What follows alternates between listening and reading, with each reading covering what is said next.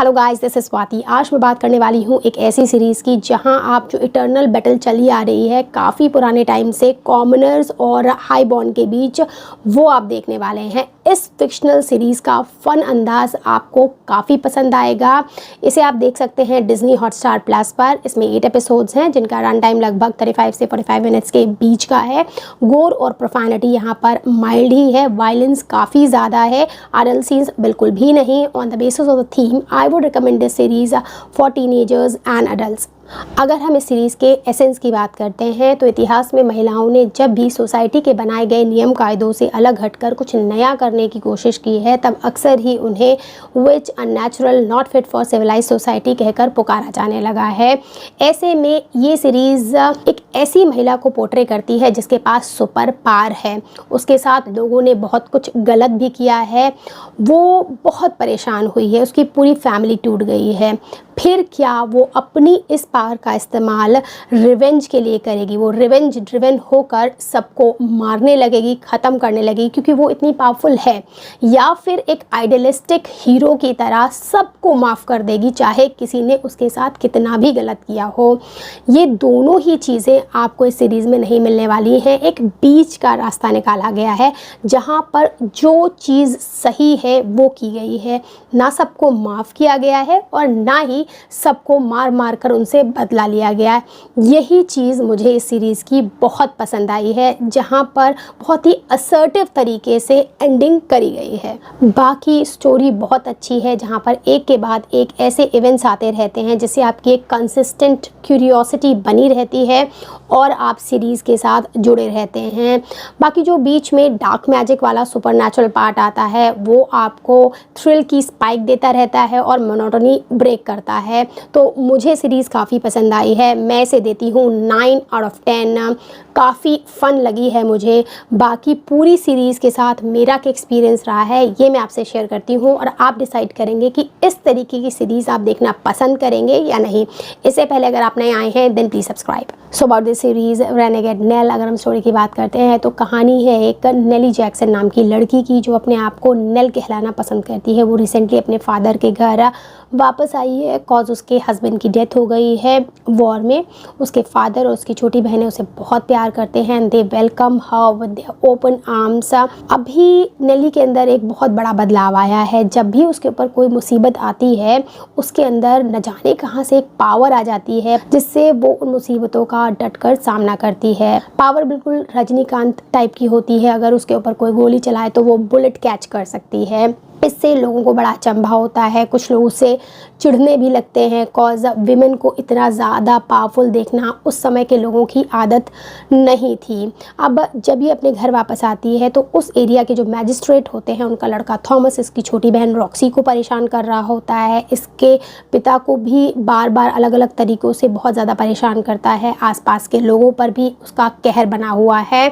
सो वो उससे 1-on-1 एक फ़ाइट लेती है जिसमें थॉमस बुरी तरीके से पिट जाता है।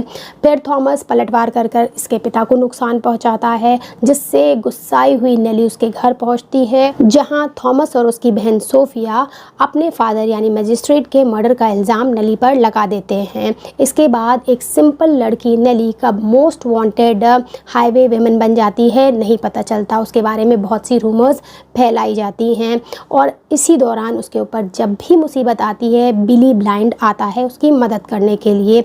उसकी मुलाकात होती है ईसम्बार्ड टली से जो कि एक हाईवेमैन है, बहुत ही करिश्मेटिक मुझे ये कैरेक्टर लगा है। वो डुअल लाइफ जी रहे हैं, आप जब देखेंगे तब समझ में आएगा। साथ ही एक बड़ी कॉन्स्पिरेसी पैरेलली चल रही है जहाँ पर क्वीन का असैसिनेशन प्लान किया जा रहा है और ये कर कौन रहा है? जैकोबाइट्स। अब क्वेश्चन ये है कि जैकोबाइट्स कौन होते हैं? स्कॉटलैंड के राजा जेम्स सेकंड के फॉलोअर्स होते हैं ये, और ये इन्फिल्ट्रेट कर रह रहे हैं वहाँ पर। एरिस्टोक्रेट्स हैं। इनका मेन मकसद है क्वीन को डीथ्रोन करना। उन्होंने क्वीन का असैसिनेशन प्लान किया है। ये वही लोग हैं जो नेली पर अलग अलग जगह से रूमर्स फैला रहे हैं कि वो ब्लैक मैजिक प्रैक्टिस करती है, लोगों को लूट रही है और न जाने कितनी अजीबोगरीब चीज़ों में इन्वॉल्व है। किस्मत ने नेली के लिए बहुत बड़े प्लान्स बना रखे हैं। अब फाइनल तो नेली को ही चूज़ करना है कि क्या वो अपनी पावर का इस्तेमाल पर्सनल रिवेंज के लिए करेगी, रिवेंज ड्रिवन होकर बस उधर ही चली जाएगी, उसकी जो पावर है वो किसी बड़े काम के लिए इस्तेमाल नहीं करेगी, या फिर उसको जो मौका दिया गया है पावरफुल बनने का उसका इस्तेमाल वो क्वीन के प्रोटेक्शन में करेगी। आप इस सीरीज़ में देखेंगे कि फाइनली नेली किस रास्ते पर चलती है। बहुत ही बढ़िया इंटरेस्टिंग इवेंट्स टर्न आउट होते हैं। जो नेली की सिस्टर्स हैं उनका भी बहुत इम्पॉर्टेंट रोल है यहाँ पर। मुझे उसकी जो छोटी सिस्टर है वो बहुत ही पसंद आई है। चलिए बात करते हैं कुछ पॉजिटिव्स और नेगेटिव्स की। जो इस सीरीज़ का सबसे बड़ा और पहला पॉजिटिव है वो है इसकी कहानी। दो बहुत फेमिलियर है, सुनी सुनाई है, कॉमनर वर्सेस एरिस्टोक्रेट, फिर भी जिस फ्रेश अंदाज में ये हमारे सामने रखी जाती है उससे सेम वही कहानी सुनने में मज़ा आ रहा होता है। साथ ही जो फिक्शनल एलिमेंट्स यहाँ पर ब्लेंड किए गए हैं उससे ये और भी सिनेमैटिक और इम्प्रेसिव बन गई है।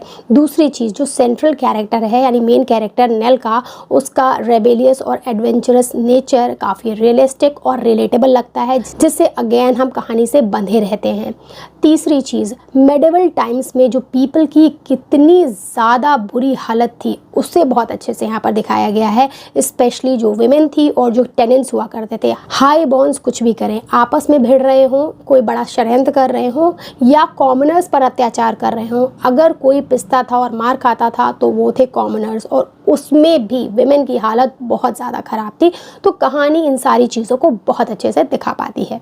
Second positive, Louisa Harland lead role में बहुत ही बढ़िया लगी हैं। She has nailed the character.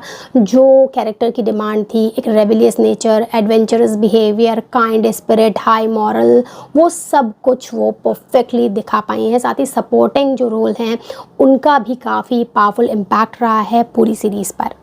Third positive, good direction. एक हिस्टोरिकल ड्रामा की जो रिक्वायरमेंट्स होती हैं वो सारी डायरेक्शन ने पूरी करी हैं। कॉस्ट्यूम्स, लोकेशन बहुत ही परफेक्ट हैं उस टाइम एंड एरा के ऊपर। यहाँ पर 18th सेंचुरी ऑफ इंग्लैंड दिखाया जा रहा है, और जितनी भी सारी चीज़ें उस समय प्रचलित हुआ करती थी वो आपको यहाँ पर मिलने वाली हैं। अब अगर हम ड्रॉबैक्स की बात करते हैं तो मुझे इस सीरीज़ में कोई भी नेगेटिव नहीं मिला है। अगर आप हैरी पॉटर के फ़ैन हैं, आपको वेडनेसडे सीरीज़ पसंद आई थी, आपको स्ट्रेंजर थिंग्स अच्छी लगी थी, तब पूरी संभावना है कि ये सीरीज़ भी आपको अच्छी लगेगी। बिकॉज़ यहाँ पर एक वेल रिटन कहानी है जिसमें इन डेप्थ इमोशन दिखाए गए हैं और साथ ही मैजिकल एलिमेंट्स को भी पिरो दिया गया है। तो कहीं भी आपको सीरीज़ बोरिंग नहीं लगने वाली है। आई तो थॉरली इंजॉयड दिस सीरीज़, मुझे काफ़ी पसंद आई है। That's it from my side, bye bye.